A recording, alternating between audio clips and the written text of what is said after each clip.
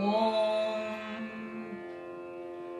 வேழமுகத்து விநாயகனைத் தொழ வாழ்வு மிகுத்து வரும் வெள்ளை கும்பன் விநாயகனைத் தொழ துள்ளி ஓடும் தொடர்ந்த வினைகளே. கணபதியை நாம் முதலில் தொழுவோம். க என்றால் ஞானம், ந என்றால் ஜீவன்களின் மோட்சம், பதி என்றால் தலைவன். ஞானம் மோட்சத்தின் தலைவன் கணபதி. அஷ்ட கணபதி, 16 வித கணபதி.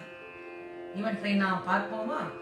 அஷ்ட கணபதி என்று ஆதி கணபதி, மகா கணபதி, நடன கணபதி, சக்தி கணபதி, வாலை கணபதி, உச்சிஷ்ட கணபதி, உக்ர கணபதி, மூல கணபதி என்று கோவிலில் கூறுவார்கள். 16 வித நாமங்களால் கணபதியை தினம் தொழுவார்கள்.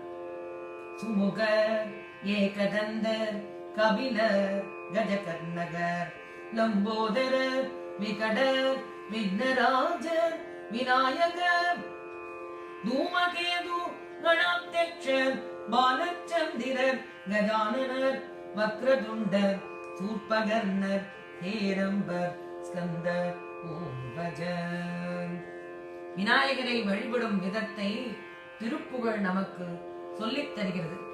மலர்முனை தோத்திர சொற்கொடு வளர்க்கை குழைப்பிடி தொப்பன குட்டொடு வனச பரிபுர பொற்பத அர்ச்சனை மரபேனே.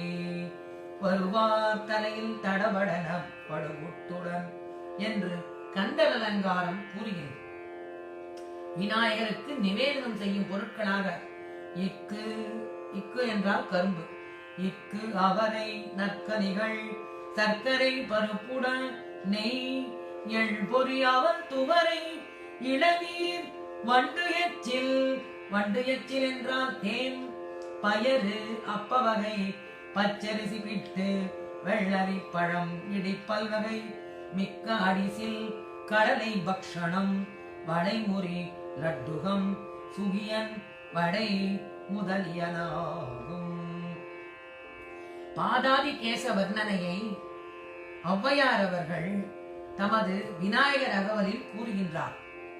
செந்தாமரை பூம்பாதம் பொன்னரை ஞான் பூந்துயில் ஆடை வண்ணமருங்கு பேழை வயிறு பெரும்பாரக்கோடு ஏழமுகம் விளங்கும் சிந்தூரம் அஞ்சுகரம் அங்குசபாதம் நீலவேணி நான்றவாய் நாலிருமுயம் 3 கண்கள் மும்மதச் சுவடுகள் 2 செவிகள் இலங்கும் பொன்முடி முப்புரி நூல் திகழ் ஒளி மார்பு கற்பக களிரே மூஷிகவாகன வித்தக விநாயக விரைகடல் சரணே.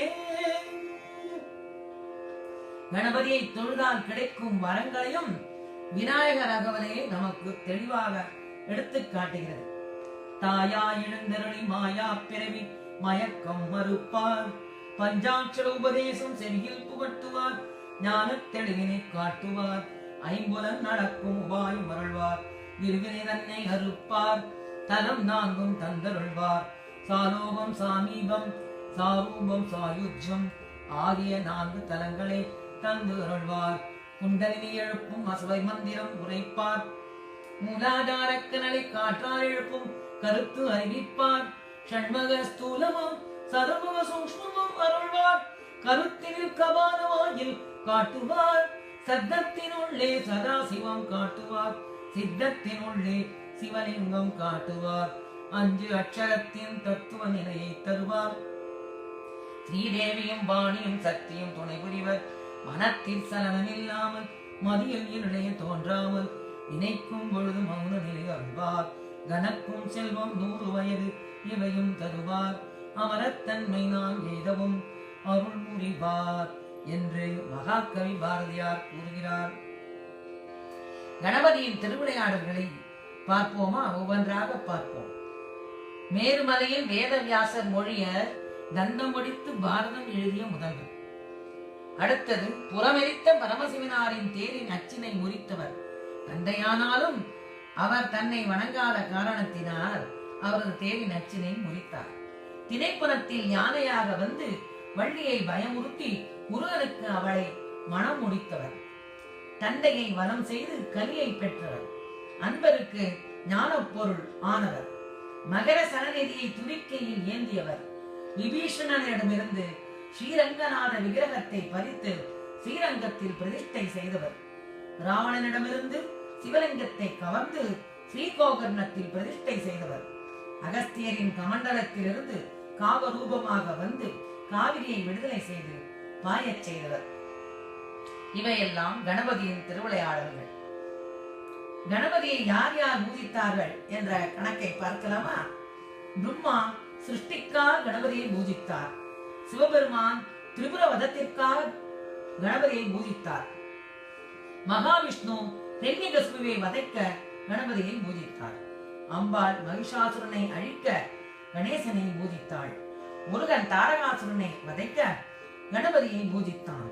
சூரியன் சித்திகளை பெற விக்னேஸ்வரனை பூஜித்தார். சந்திரன் காந்தியை பெற விநாயகரை பூஜித்தார். விஸ்வாமித்திர தபசின் பலன் பெற கணபதியை பூஜித்தார். தாரித்ய நாசனம் பெற நாம் எல்லோரும் அந்த மகா கணபதியை பூஜிப்போம். கணபதிக்கு தோப்புக்கரணம் விடுதல் எப்படி வழக்கமாக வந்தது? தோப்புக்கரணம் இட்டால் இரத்த ஓட்டம் சீராகும். வலம் கையால் வாமஸ்வரனை, இடகை விரலினால் வலம் காதும் தொட்ட குடலினை பிணைந்த நிலையில் நிலம் கை முட்டாலே பலமுறை தொடலே அடியனுக்கு இந்நலம் காரும் யாப்தே கலக மம விக்னம் கணபதே என்று ஒரு ஸ்லோகம் உள்ளது.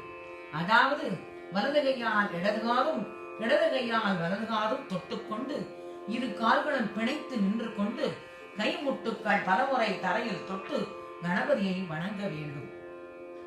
கால்களை எவ்வாறு வைத்துக் கொள்ள வேண்டும்? இடது காலின் மேல் ஊன்றி நின்று வலது கால் இடது காலின் முன்பக்கமாக இடது பக்கம் கொண்டு வந்து பெருவிரல் மட்டும் தரையில் தொட்டு நிற்கவும். கைகளை எவ்வாறு வைத்துக் கொள்ள வேண்டும்? வலது கை பெருவிரலும் ஆள்காட்டி விரலும் சேர்ந்து இடது காதையும் இடது கை பெருவிரலும் ஆள்காட்டி விரலும் சேர்ந்து வலது காதையும் பிடிக்க வேண்டும். கணபதிக்கு நாம் தலையில் எவ்வாறு குட்டிக் கொள்ள வேண்டும்? சுக்லாம்பரதம் விஷ்ணும் சசிவர்ணம் சதுர்புஜம் பிரசன்னவதனம் ஜாயே சர்வ விக்னோபசாந்தயே என்று கூறியவாறே தலையில் காலுக்கு முன்னால் மிக மெதுவாக 5 முறை குட்டிக் கொள்ள வேண்டும்.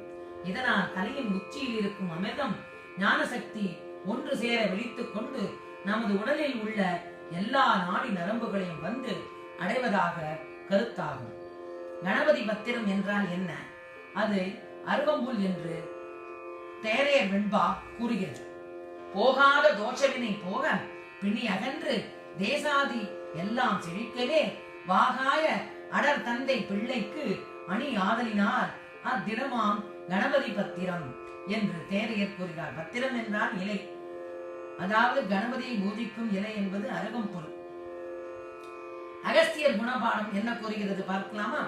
அருகம்புல் வாத பித்த ஐயமோடு ஈழை சிறுக அறுக்கும் இன்னும் செப்பில் அறிவு தரும் கண் நோயோடு தலைநோய் கண் புகை இரத்த பித்தம் உள்நோய் ஒழிக்கும் முறை என்று அகஸ்தியர் குணபாடம் கூறுகிறது.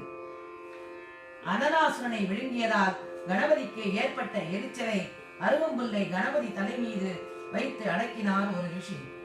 உடனே எரிச்சல் அடங்கி அனலாசுரன் செரிமானம் ஆனான். அந்த அருகம்புல்லின் வகைகளை காணலாமா?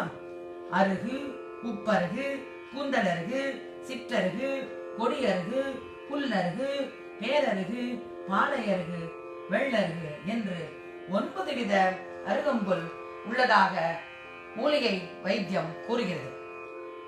கணபதியே புகழ்ந்த அருகம்புல் என்று திருமூலர் திருமந்திரம் கூறுகிறது. 2 அருகம்புல்லினால் தன்னை அர்ச்சித்தால் தான் அருள் புரிவதாக விநாயகரே கூறி அருளி உள்ளார். யாவர்க்குமாம் இறைவிற்கு ஓர் பச்சிலை, யாவர்க்குமாம் பசுவுக்கு ஓர் வாயுரை என்று திருமூலர் திருமந்திரமும் இதை உறுதிப்படுத்துகிறது. ஸ்ரீ ராகு பகவானுக்கு பிரியமான சமித்து எது என்றால் அருகம்புல் தான். ஸ்ரீ ராகு பகவானை அருகம்புல் கொண்டு பூஜித்து வந்தால் துன்பங்கள் நீங்கும். கணபதியை தொழுதால் நமக்கு என்னெல்லாம் பலன்கள் கிடைக்கின்றன என்பதை பார்க்கலாமா? விக்னநாசனம், சர்வ சித்திகரம், வித்யை, தனம், நல்ல புத்திரர், மோட்சம், ஆரோக்கியம், தோஷ நிவாரணம், ஆயுள், அஷ்டமா சித்தி, சர்வகாரிய சித்தி, சோக விநாசம், வாக்குவன்மை, புத்தி, சந்தோஷம், பாபநாசம், பிறவி அரும், நற்குணம், லக்ஷ்மி கடாட்சம், வெவ்வினைகள் தீரும், ரோக நிவாரணம், வஜ்ரதேகம். ஆக நாம் விநாயகர் சதுர்த்தி அன்று கணபதியை முழு மனதோடு வழிபட்டு பலவிதமாக பூஜைகளை செய்து அவருக்கு பிடித்த பதார்த்தங்களை படைத்து அழகாக பூஜித்து எல்லோரும் அனைவரும் உலகில் அனைத்தும் பெற்று நன்கு வாழ அந்த ஸ்ரீ மகா கணபதியின் பேரருளை பிரார்த்தித்து நானும் விடைபெறுகிறேன். வணக்கம்.